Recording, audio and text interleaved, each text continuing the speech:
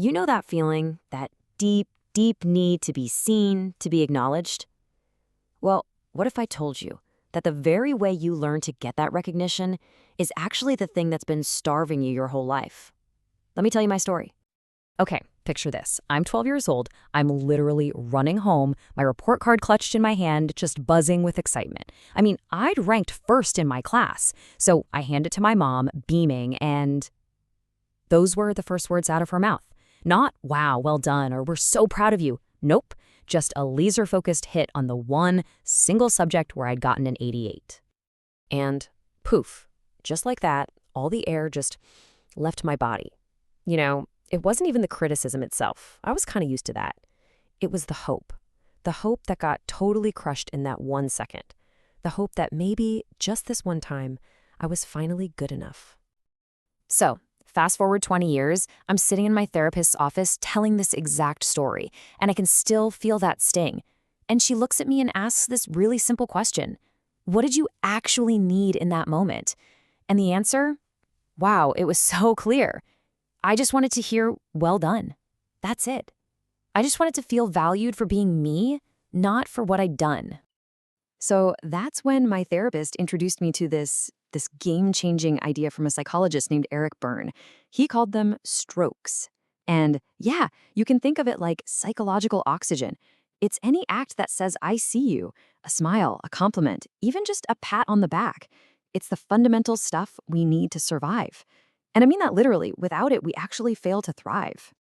Okay, but here's where it gets really wild. Our hunger for these strokes is so intense, so desperate, that our brains will actually choose negative attention over being ignored completely. I mean, think about that. It explains so much, right? It's why kids act out when they feel invisible. It's why some people stay in relationships where they're just constantly criticized. Because being seen, even in a bad light, feels better than not existing at all. That's wow. All right, so as you can probably guess, not all strokes are created equal. You've got your unconditional strokes. That's the stuff you get just for being you. Think, I love you. Then you've got conditional strokes, which are for doing something, like, great job on that exam. And both of these can be positive or negative. So when I saw this grid, it was like a light bulb went off. My entire childhood, it was built almost exclusively on conditional strokes. My value was always tied to my performance. And let me tell you, living on that kind of stroke diet, it has some serious long-term side effects. It creates this never-ending need to achieve just to feel worthy of existing. It's the root of imposter syndrome, that feeling that you're a fraud even when you succeed. It's why I would physically cringe and deflect whenever someone gave me a compliment. Because deep, deep down, if your worth is always conditional, you never ever feel like you're just valuable. So you have to wonder, why? Why does this happen? Well, one of Berne's students, a guy named Claude Steiner, came up with this brilliant concept he called the stroke economy. Basically, he said we're all taught, usually without even realizing it, to treat recognition like it's a scarce resource. Like there's only a limited supply of compliments or I love yous to go around, and we have to be super careful about handing them out. But here's the kicker. It's a totally artificial scarcity. And this whole economy, it runs on a set of unspoken and frankly pretty toxic rules. You know them, right? Rule 1, don't give out praise too freely. You'll make people lazy. Rule 2, don't you dare ask for recognition. That's so needy. Rule 3, don't accept compliments. That's just arrogant. Rule 4, don't reject criticism, even when it's totally unfair. And oh boy, the big one, don't ever, ever praise yourself. That's just narcissistic. These rules are designed to keep us all in a constant state of stroke deficit. Okay, let's zoom in on rule number 3, because for me, this was the absolute killer. Don't accept strokes. This is the one that trains you from a young age to feel deeply uncomfortable with praise. You're starving for it, you desperately need it, but the second it shows up, your programming kicks in and you have to push it away, because accepting it feels wrong, arrogant, like you don't deserve it. Does this sound familiar to anyone else? It's like we all have the same script. Someone says, wow, that was an amazing presentation. And instead of just saying thank you, what do? We say this. We deflect, we minimize, we do these verbal gymnastics to avoid letting that positive stroke actually land. It's like we're starving, and when someone offers us a delicious meal, we politely say, oh no, I couldn't possibly. But here's the really good news. These rules, they're not laws of physics. They're just learned behaviors. And anything that can be learned can be unlearned.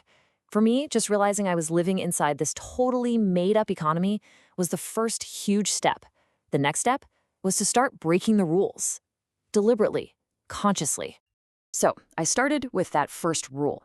The old belief rattling around in my head was that praise is dangerous, that it'll spoil people. My new rule is way simpler. Recognition is an infinite resource. It costs me absolutely nothing to give it away. So now, when I see something I appreciate in someone, I just say it. Simple as that. Next up was that rule about asking for what you need. You know, the old conditioning that screams, asking for a compliment is so weak and needy. But here's the thing, needing recognition isn't weak, it's just human. My new mindset is this, it's not needy, it's honest. If I've poured my heart into something, it is perfectly okay for me to say, hey, I'd really love to know what you think. Okay, but the biggest hurdle for me, by far, was learning to just accept a compliment. That deep-seated fear that taking praise makes me sound arrogant. Man, that is real. So my new rule is basically a script. 2 words. Thank you. That's it. No, oh, it was nothing, no minimizing, just let the words land.